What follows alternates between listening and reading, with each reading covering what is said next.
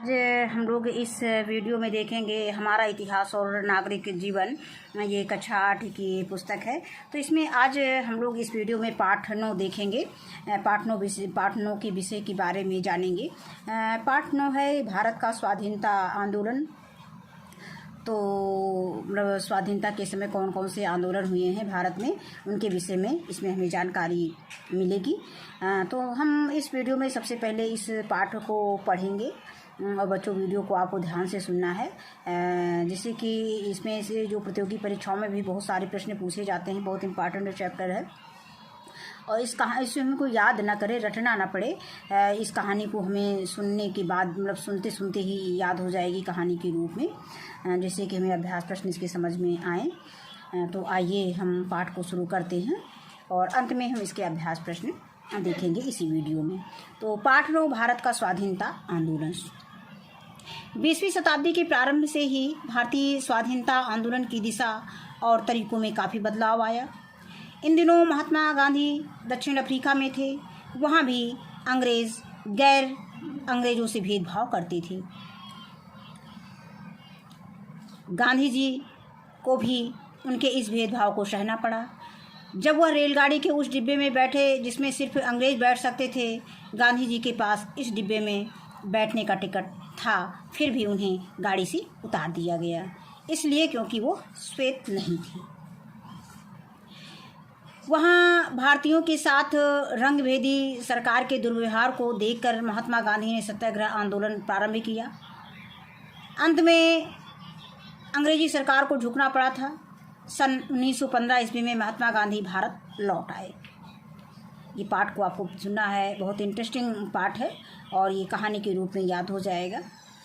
अब इसके बाद आता है गांधी जी का नेतृत्व। ये 1919 से 1935 ईस्वी प्रथम विश्व युद्ध का समय महात्मा गांधी के नेतृत्व में भारतीयों ने अंग्रेज़ों की बहुत सहायता की। गांधी जी ने सोचा कि इस युद्ध की समाप्ति पर अंग्रेज़ देश को आज़ाद कर देंगे, लेकिन ऐसा नहीं हुआ। ब्रिटिश सरकार ने कांग्रेस और क्रांतिकारियों की बढ़ती हुई शक्ति का दमन करने के लिए मार्च 1919 ईस्वी में रॉलेट एक्ट पास कर दिया, जिसके अंतर्गत सरकार किसी भी व्यक्ति को बिना मुकदमे के कैद कर सकती थी। गांधी जी ने सन 1919 ईस्वी में इसके विरोध में सत्याग्रह आंदोलन प्रारंभ किया। यानी रॉलेट एक्ट क्या था? रॉलेट एक्ट का मतलब है कि बिना किसी मुकदमे के किसी को भी गिरफ्तार कैद किया जा सकता था। अब आगे आता है अहिंसा और सत्याग्रह। स्वराज्य के लिए अंग्रेजों की हत्या करने का रास्ता सबको उचित नहीं लगता था।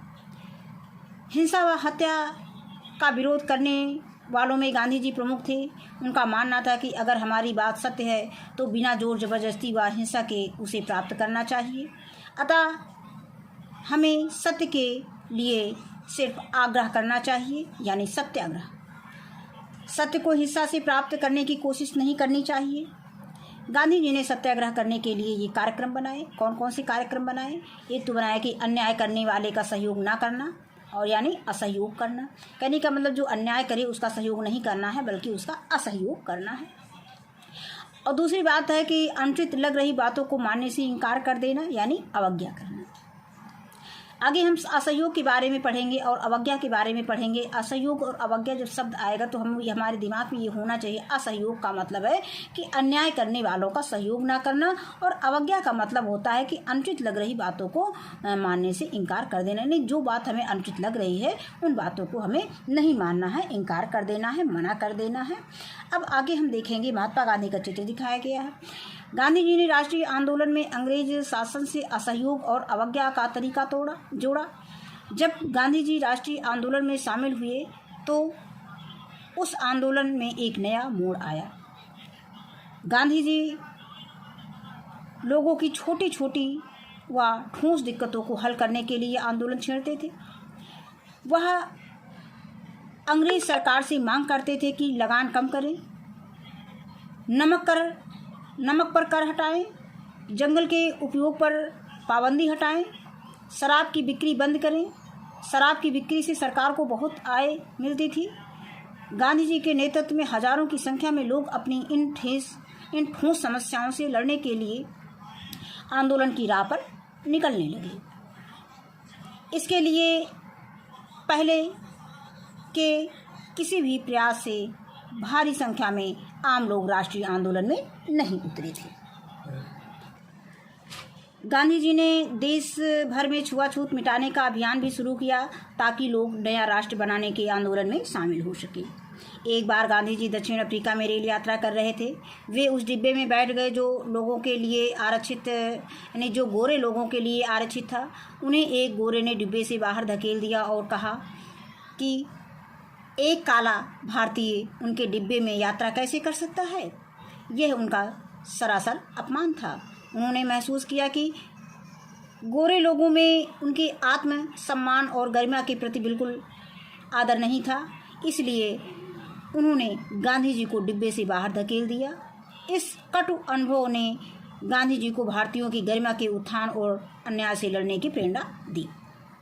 उन्होंने महसूस किया कि भारत में भी लोग आपस में ही जाति, मजहब, ऊंच नीच, सवर्ण, दलित, भाषा, संप्रदाय के नाम पर विभिन्न समूहों में बटे हुए हैं। इसीलिए ये गोरे अंग्रेज हमारे देश पर शासन कर रहे हैं।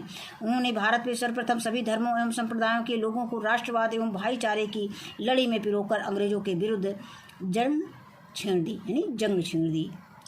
गांधी जी के इसी प्रयास की बदौलत ही आज हमारा यह देश भारत आज़ाद हो सका है। अब आगे हम देखेंगे जलियांवाला कांड, यानी 1919 ईस्वी में प्रतियोगी परीक्षाओं के जैसे ये सारे आंदोलन बहुत ही इम्पॉर्टेंट हैं। अब यहाँ पे रविन्द्रनाथ टैगोर को दिखाया गया है चित्र में।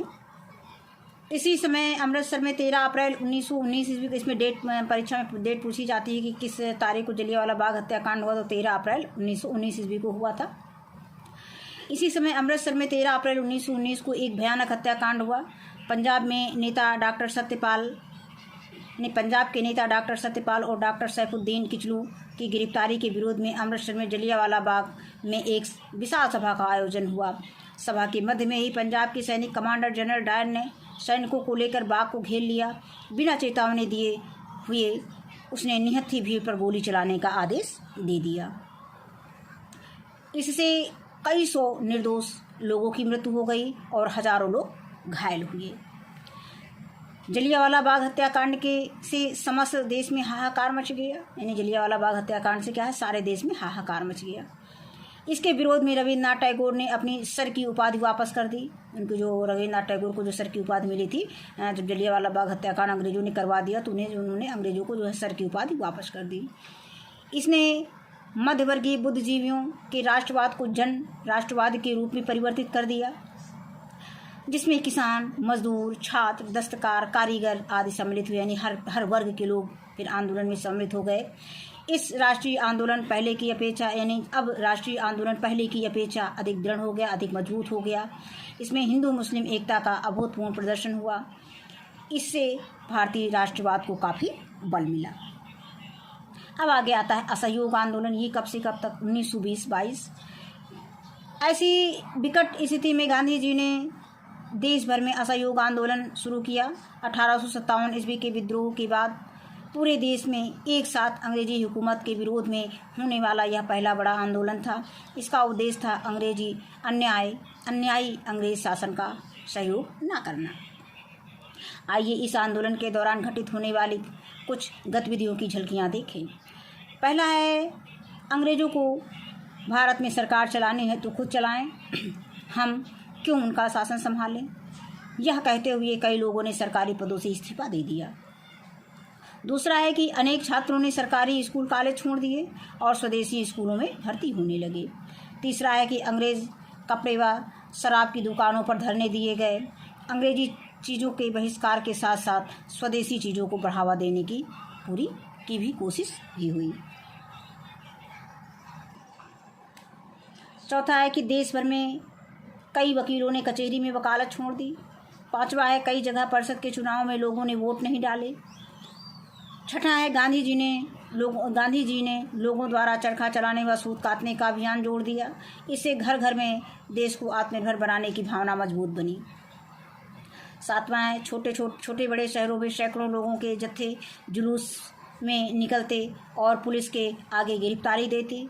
पुलिस उन्हें रोकती पर उन पर लाठियाँ यानी उन पर रोकती भी और उन पर लाठियाँ भी बरसाती, पर लोग पुलिस के पर हाथ भी ना उठाते।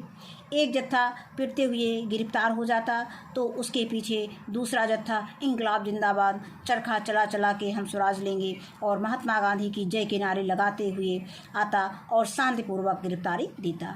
अंग्रेज शासक की हिंसा का मुकाबला लोग शांति और दृढ़ता से सत्य के लिए आग्रह करते रहते। फिर है अंग्रेजी वस्तुओं का बहिष्कार करते हुए भारतीयों को दिखाया गया है, अंग्रेजी वस्तुओं को जलाते हुए दिखाए गए हैं। अब इसके बाद हम लोग जो जिनके घरों में अंग्रेजी, कहने का मतलब कि ये लोग बाहर का जो कपड़ा पहनते थे उन चीज़ों को जला दिया, जो वस्त्र यूज करते थे, जो भी सामान था उनको सब बहिष्कार कर दिया। फिर है 1921 ईस्वी में इंग्लैंड का राजकुमार भारत की यात्रा पर आया तो उसका बहिष्कार किया गया। लोग उसके स्वागत में नहीं गए और मुंबई यानी बम्बई शहर में उस दिन हड़ताल रही। दूर दराज के इलाके में गांव-गांव में गांधी जी की खबर फैल गई। किसानों, आदिवासियों, मजदूरों ने भी जोश भर दिया कि अब चंद दिनों में अंग्रेज राज्य खत्म हो जाएगा और गांधी जी का स्वराज्य का सपना पूरा हो जाएगा। इस तरह देश भर में उथल पुथल मच गया और लोगों ने में अन्याय व अत्याचार के खिलाफ अपने अधिकारों के लिए लड़ने की जबरदस्त भावना उमड़ पड़ी। अब आगे आता है चौरी चौरा कांड 1922 ईस्वी। 4 फरवरी 1922 ईस्वी में उत्तर प्रदेश के गोरखपुर जिले के चौरी चौरा नामक स्थान के किसान थाने पर अपने विरोध प्रदर्शन के लिए आए, क्योंकि पुलिस ने उनके साथ एक साथी को बहुत मारा था। जब वे थाने पर आए तो पुलिस ने उन पर गोली चलानी शुरू कर दी। गुस्से में आकर किसानों ने थाने में आग लगा दी। इस घटना से गांधी जी को काफ़ी दुख हुआ और 12 जनवरी 1922 ईस्वी को उन्होंने आंदोलन स्थगित करने का निर्णय लिया। उनका मानना था कि हिंसा से स्वाधीनता प्राप्त नहीं की जा सकती। उनके अनुसार किसी भी उद्देश्य को प्राप्ति के लिए अपनाए गए तरीके भी महत्वपूर्ण हैं। अब गांधी जी ने रचनात्मक कार्य करने का निश्चय किया। इसमें हाथ से कताई, बुनाई, छुआछूत का निवारण और सांप्रदायिक एकता की स्थापना आदि थी। अब इसके बाद है, इस प्रकार जब असहयोग आंदोलन ठंडा पड़ गया तो अंग्रेज सरकार ने इस अवसर का लाभ उठाया। गांधी जी 10 मार्च 1922 ईस्वी को कैद कर लिए गए और उन्हें 6 वर्ष के लिए सजा दे दी गई। यद्यपि असहयोग आंदोलन असफल रहा, लेकिन इसके कारण राष्ट्रवादी विचार पूरे देश में फैल गए। सशस्त्र क्रांतिकारियों का आंदोलन, यह राम प्रसाद बिस्मिल को दिखाया गया है। प्रथम विश्व युद्ध के दौरान क्रांतिकारी आंदोलनकारियों को बुरी तरह से कुचल दिया गया। बहुत से नेता जेल भेज दिए गए और शेष इधर उधर बिखर गए। 1920 ईस्वी के प्रारंभ में क्रांतिकारियों को जेल से रिहा कर दिया गया। इसके कुछ समय बाद ही कांग्रेस ने असहयोग आंदोलन छेड़ दिया। क्रांतिकारी सशस्त्र क्रांति का रास्ता छोड़कर असहयोग आंदोलन में शामिल हो गए, किंतु असहयोग आंदोलन को एकाएक वापस लेने से क्रांतिकारियों की उम्मीदों पर पानी फिर गया। इन क्रांतिकारियों ने पुनः अपना क्रांतिकारी संगठन बनाना प्रारंभ कर दिया। इनके नेता पुराने क्रांतिकारी सचिंद्रनाथ सान्याल, राम प्रसाद बिस्मिल और योगेश चंद्र चटर्जी थे। इसके बाद आता है काकोरी कांड। ये अशफाक उल्लाह खां को दिखाया गया है। ये लाला लाजपत राय हैं। अक्टूबर 1924 में क्रांतिकारी युवकों को कानपुर में एक सम्मेलन हुआ और हिंदुस्तान रिपब्लिक एसोसिएशन का गठन किया गया। इसमें देश से अंग्रेजी सत्ता को जड़ से उखाड़ फेंकने तथा भारत को स्वतंत्र कराने का संकल्प लिया गया। संघर्ष छेड़ने के लिए धन का अभाव था।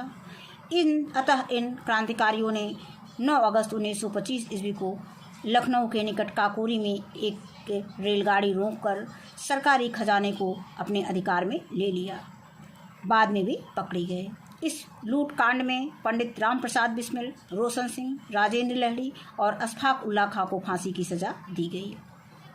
अन्य व्यक्तियों को आजीवन कारावास की सजा दी गई। आजीवन कारावास की सजा देकर अंडमान भेज दिया गया और 17 लोगों की लंबी सजाएं सुनाई गई। चंद्रशेखर आज़ाद फरार हो गए। अब आगे आता है लाहौर कांड। भगत सिंह का चित्र दिखाया गया है। भगत सिंह और राजगुरु ने दिसंबर 1928 ईस्वी को साइमन कमीशन का विरोध करते हुए लाला लाजपत राय को लाठी से चोट पहुंचाने वाले पुलिस का नेतृत्व करने वाले अंग्रेज उच्च अधिकारी सैंडर्स की हत्या कर दी। सरकारी नीतियों के विरोध में 8 अप्रैल 1929 ईस्वी को भगत सिंह और बटुकेश्वर दत्त ने दिल्ली को केंद्रीय विधानसभा में बम फेंका। बम से नुकसान नहीं हुआ। दोनों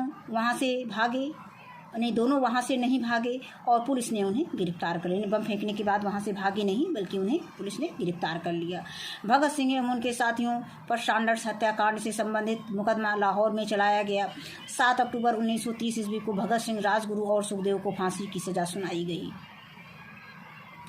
लाहौर में उनको 23 मार्च 1931 ईस्वी को फांसी की सजा दे दी गई। यह मुकदमा लाहौर कांड के नाम से प्रसिद्ध है। सत्ता के दमन ने धीरे धीरे क्रांतिकारी आंदोलन को निर्बल कर दिया। 27 फरवरी 1931 ईस्वी को इलाहाबाद के अल्फ्रेड पार्क में मुठभेड़ के दौरान चंद्रशेखर आज़ाद शहीद हो गए। वर्तमान में अल्फ्रेड पार्क का नाम शहीद चंद्रशेखर आज़ाद पार्क है। आज़ाद की मृत्यु के बाद पंजाब, उत्तर प्रदेश और बिहार में क्रांतिकारी आंदोलन लगभग समाप्त सा हो गया। अब इसके बाद है सविनय अवज्ञा आंदोलन 1930 ईस्वी से 1932 ईस्वी। ये साइमन कमीशन। सन 1928 ईस्वी में अंग्रेज सरकार ने भारतीय शासन अधिनियम 1919 की समीक्षा करने के लिए साइमन नामक व्यक्ति के नेतृत्व में एक समिति बनाई। इस समिति में एक भारतीय ना था, मतलब इसमें कोई भी भारतीय नहीं था, एक भी भारतीय नहीं था। इससे बिल्कुल स्पष्ट हो गया कि अंग्रेज सरकार ये मानने को तैयार नहीं थी कि भारत के लोगों को अपने देश का शासन चलाने का अधिकार होना चाहिए। इसीलिए भारत में साइमन जहाँ जहाँ गया वहाँ उसके विरोध में जुलूस व हड़तालें हुई और साइमन वापस जाओ का नारा जोरों से गूंजा। अब यहाँ पर साइमन कमीशन में भारत का कोई भी प्रतिनिधि नहीं था। ये साइमन कमीशन का गठन जब हुआ था। अब समीक्षा, इसके बाद आता है लाहौर अधिवेशन और पूर्ण स्वराज की मांग। सन 1929 में कांग्रेस का वार्षिक अधिवेशन लाहौर में शुरू हुआ। इस अधिवेशन के अध्यक्ष पंडित जवाहरलाल नेहरू चुने गए। ब्रिटिश सरकार को नेहरू रिपोर्ट स्वीकार करने के लिए 31 दिसंबर 1929 ईस्वी की समय सीमा समाप्त हो चुकी थी। इसीलिए राष्ट्रीय कांग्रेस ने रावी नदी के तट पर 31 दिसंबर 1929 ईस्वी की रात्रि 12 बजे तिरंगा झंडा फहराया और पूर्ण स्वराज की मांग का प्रस्ताव पारित किया। इसके बाद है दांडी यात्रा। सन 1930 ईस्वी में कांग्रेस के वार्षिक अधिवेशन में कांग्रेस को सविनय अवज्ञा आंदोलन करने का अधिकार दे दिया गया। अतः गांधी जी के नेतृत्व में स्वराज की प्राप्ति के लिए सविनय अवज्ञा आंदोलन प्रारंभ किया गया। गांधी जी ने 1930 ईस्वी में नमक कानून को तोड़कर सविनय अवज्ञा आंदोलन का आह्वान किया। 12 मार्च 1930 ईस्वी को गांधी जी ने साबरमती आश्रम से अपने 78 सहयोगियों के साथ दांडी की ओर यात्रा की तथा 6 अप्रैल 1930 ईस्वी में दांडी में पहुंचकर गांधी जी ने समुद्र के किनारे नमक बनाकर अंग्रेजों का कानून तोड़ा। इस सविनय अवज्ञा आंदोलन में शीघ्र ही बहुत बड़ी संख्या में महिला और पुरुष स्वयंसेवकों ने भाग लिया। विदेशी माल का बहिष्कार किया गया। कहीं कहीं किसानों ने लगान देना बंद कर दिया। सरकार ने निर्मम दमन, निहत्थे, स्त्री पुरुषों पर लाठी और गोली की बौछार के द्वारा इस आंदोलन को दबाने का प्रयास किया। 5 मई 1930 ईस्वी को सरकार ने गांधी जी को गिरफ्तार कर लिया। इसके विरोध में मद्रास, चेन्नई, कलकत्ता, कोलकाता और कराची आदि नगरों में प्रदर्शन करते हुए और प्रदर्शनकारियों की विशाल भीड़ और पुलिस के बीच टकराव हुए। इसके बाद आता है खान अब्दुल गफ्फार खां। पेशावर में जनाक्रोश की अभिव्यक्ति कई रूपों में देखने को मिलती है। यहाँ कांग्रेसी नेताओं की गिरफ्तारी को लेकर जनता ने अभूतपूर्व प्रदर्शन किया। इस इलाके में सीमांत गांधी खान अब्दुल गफ्फार खां वर्षों से सक्रिय थे। उसके द्वारा जनता में किए गए कार्यों के कारण अहिंसक क्रांतिकारियों के वीर जत्थे अर्थात खुदाई खिदमतगारों के दल तैयार हुए थे। ये लोग लाल कुर्ती के नाम से जाने जाते थे। सविनय अवज्ञा आंदोलन में इनकी भूमिका काफ़ी सक्रिय थी। इसी प्रकार देवबंद शाखा की राजनैतिक संस्था जमाअत उलमा ए हिंद ने इस आंदोलन में बढ़ चढ़ कर भाग लिया। इसके बाद आता है प्रथम गोलमेज सम्मेलन। ये लंदन में जब 1930 ईस्वी में प्रथम गोलमेज सम्मेलन हुआ था, ये उसका एक दृश्य दिखाया गया है। इस बीच 1930 ईस्वी में ब्रिटिश सरकार ने लंदन में भारतीय नेताओं का पहला गोलमेज सम्मेलन आयोजित किया गया। इसका उद्देश्य साइमन कमीशन की रिपोर्ट पर विचार करना था। कांग्रेस ने इस आंदोलन का बहिष्कार किया।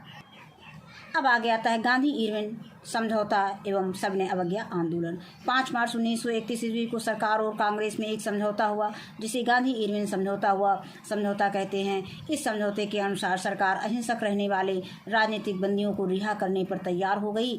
उपयोग के लिए नमक बनाने का अधिकार तथा विदेशी शस्त्रों वस्त्रों एवं शराब की दुकानों पर धरना देने के अधिकार भी मान लिए गए।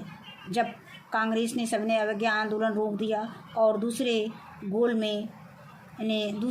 में सम्मेलन में भाग लेने को तैयार हो गई। गांधी जी ने सितंबर 1931 ईस्वी में दूसरे गोल में सम्मेलन में भाग लिया। उस सम्मेलन में गांधी जी को कोई सफलता नहीं मिली। सम्मेलन से वापस लौटने पर गांधी जी ने पुनः 1932 ईस्वी में सबने अवज्ञा आंदोलन प्रारंभ किया। सरकार ने गांधी जी को बंदी बना लिया।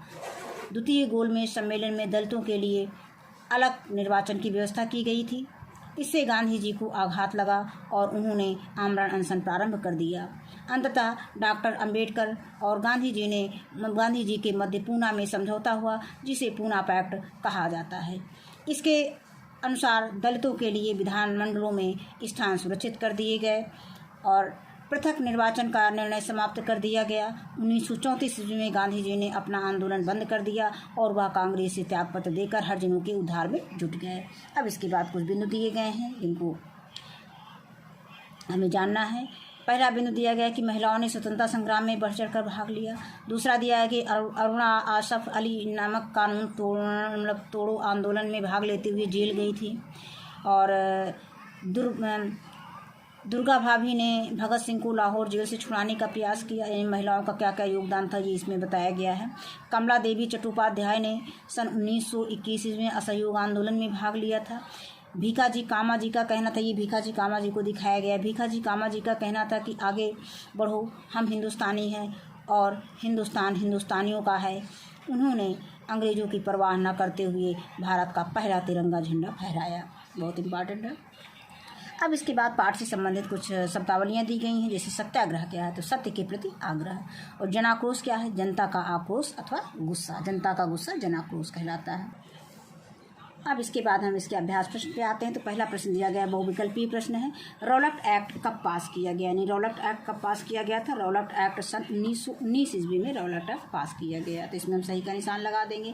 प्रथम गोलमेज सम्मेलन कब हुआ था, तो प्रथम गोलमेज सम्मेलन सन 1930 ईस्वी में हुआ था।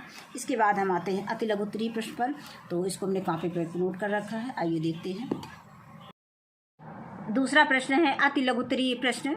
तो पहला प्रश्न दिया गया है अति लघुत्तरीय प्रश्न में पहला प्रश्न दिया गया है कि गांधी जी ने सत्याग्रह आंदोलन किस सन में शुरू किया। तो इसका उत्तर है कि गांधी जी ने सत्याग्रह आंदोलन सन 1919 ईस्वी में शुरू किया। इसके बाद दूसरा प्रश्न इसी में दिया गया है कि 13 अप्रैल 1919 ईस्वी को कौन सी घटना घटी थी। तो इसके उत्तर में हम लिखेंगे कि 13 अप्रैल 1919 को जलियांवाला बाग हत्याकांड की घटना घटी थी। अगला प्रश्न दिया गया है कि 5 अप्रैल 1931 ईस्वी को सरकार और कांग्रेस में कौन सा समझौता हुआ था। तो इसमें उत्तर लिखेंगे कि 5 अप्रैल 1931 ईस्वी को सरकार और कांग्रेस में गांधी इरविन समझौता हुआ था। इसके बाद हम आते हैं लघुत्तरीय प्रश्न पर। प्रश्न संख्या 3 है लघुत्तरीय प्रश्न। डांडी यात्रा किसने और क्यों की थी। तो इसका उत्तर हम लिखेंगे कि डांडी यात्रा गांधी जी ने की थी, यानी महात्मा गांधी जी ने की थी। उन्होंने डांडी नामक स्थान पर नमक बनाया और ब्रिटिश सरकार के सामने एक बड़ी चुनौती खड़ी कर दी। इसके बाद अगला प्रश्न इसमें दिया गया है कि होम रूल लीग स्थापित करने का क्या उद्देश्य था। तो इसका उत्तर हम लिखेंगे कि होम रूल लीग की स्थापना सन 1914 ईस्वी में लोकमान्य तिलक ने की थी। इसका उद्देश्य अंग्रेजी भारत के अधीन रहते हुए भारतीयों को अपना शासन करने की स्वतंत्रता देना था। इसके बाद आगे प्रश्न आता है प्रश्न संख्या 3, ये लघुत्तरीय प्रश्न में है। प्रश्न संख्या 3, रविन्द्रनाथ टैगोर ने अपनी सर की उपाधि क्यों वापस कर दी। तो इसका उत्तर लिखेंगे कि रविन्द्रनाथ टैगोर ने जलियांवाला बाग हत्याकांड के विरोध में अपनी उपाधि सर की वापस कर दी, यानी सर की उपाधि वापस कर दी। इसके बाद हम आते हैं प्रश्न संख्या 4 पर दीर्घ उत्तरीय प्रश्न। तो इसमें दिया गया है कि असहयोग आंदोलन के बारे में लिखिए। तो इसका उत्तर हम टेक्स्ट बुक में देख लेते हैं पेज संख्या 72 पर। तो इसमें हम हेडिंग डालेंगे असहयोग आंदोलन। इसके बाद हम अपने कॉपी पे लिखना शुरू करेंगे कि 1857 ईस्वी के विद्रोह में के बाद पूरे देश में एक साथ अंग्रेजी हुकूमत के विरोध में होने वाला यह एक बड़ा आंदोलन था, यानी यह पहला बड़ा आंदोलन था। इसका उद्देश्य था अन्यायी अंग्रेज शासन का सहयोग न करना। इसके बाद हम लिखेंगे उसी के आगे नंबर 1, मतलब इस आंदोलन की कुछ घटित होने वाली गतिविधियां हैं, तो इसमें हम हेडिंग डालेंगे असहयोग आंदोलन के कार्यक्रम। इसके बाद उसी के आगे लिखेंगे मतलब इस आंदोलन के निम्नलिखित कार्यक्रम थे। नंबर 1, अंग्रेज़ों को भारत में सरकार चलानी है तो खुद चलाएं, हम क्यों उनका शासन संभालें। यह कहते हुए लोगों ने सरकारी पदों से इस्तीफा दे दिया, यानी जो लोग सरकारी पदों पे काम कर रहे थे उन लोगों ने अपना अपना पद से इस्तीफा दे दिया कि हम काम नहीं करेंगे, अगर अंग्रेज़ों को अपनी सरकार चलानी है तो वो खुद चलाएं, हम उसमें सहयोग यानी भारतीय लोग उसमें सहयोग नहीं करेंगे। इसके बाद दूसरा दिया गया है कि अनेक छात्रों ने सरकारी स्कूल कॉलेज छोड़ दिए और स्वदेशी स्कूलों में भर्ती होने लगी। नंबर 3 है कि अंग्रेजी कपड़े व शराब की दुकानों पर धरने दिए गए। अंग्रेजी चीज़ों के बहिष्कार के साथ साथ स्वदेशी चीज़ों को बढ़ावा देने की कोशिश भी हुई। अब उसी के आगे लिखेंगे कि नंबर 4, देश भर में कई वकीलों ने कचहरी में वकालत छोड़ दी। नंबर 5 में लिखेंगे कि कई जगह परिषदों के चुनाव में लोगों ने वोट नहीं डाले। नंबर 6 में लिख देंगे कि गांधी जी के द्वारा चरखा चलाने वाले व सूत काटने का अभियान जोड़ दिया। इससे घर घर में देश को आत्मनिर्भर बनाने की भावना मजबूत बनी। हम वैसे तो इतना पॉइंट लिख सकते हैं और हम चाहें तो उसमें 5-6 पॉइंट लिख देंगे, और अगर हम इसको कहानी को सुने रहेंगे, कई बार वीडियो को सुने रहेंगे क्योंकि पढ़ने का समय बहुत कम मिल पाता है, तो हम इसका ये भी पॉइंट शामिल कर सकते हैं कि नंबर 7वां है, छोटे बड़े शहरों में सैकड़े लोगों के जत्थे यानी जुलूस से निकलते और इन्हें क्या कहा गया है कि छोटे बड़े शहरों में सैकड़े लोगों के जुलूस निकलते हैं, सैकड़े लोगों के जुलूस में निकलते यानी सैकड़ों लोगों के जत्थे जो है जुलूस में निकलते और पुलिस के आगे गिरफ्तारी देते, और पुलिस उन्हें रोकती तो उन पर लाठियां बरसाती, पर लोग पुलिस पर हाथ भी नहीं उठाते थे। एक जत्था पिटते हुए गिरफ्तार हो जाता तो दूसरा उसके पीछे इंकलाब जिंदाबाद, चरखा चला चला के हम स्वराज लेंगे और महात्मा गांधी की जय के नारे लगाते हुए और शांतपूर्वक गिरफ्तारी देता। इस तरह से ये कार्यक्रम चला। और इसके बाद अंतिम इसमें एक में पॉइंट और लिख सकते हैं कि 1921 ईस्वी इंग्लैंड का यानी 1921 ईस्वी में इंग्लैंड का राजकुमार भारत की यात्रा पर आया तो उसका बहिष्कार किया गया, लोग उसके स्वागत में नहीं गए और मुंबई यानी बम्बई शहर में उस दिन हड़ताल रही। तो इतने हम पॉइंट दे सकते हैं, अगर नहीं याद तो इसमें 5-6 पॉइंट हमको जो भी याद रहेगा हम उसको अपने कॉपी में लिख देंगे। तो ये पाठ हमारा यहीं पे समाप्त होता है। इस वीडियो में बस इतना ही। वीडियो देखने के लिए बहुत बहुत धन्यवाद।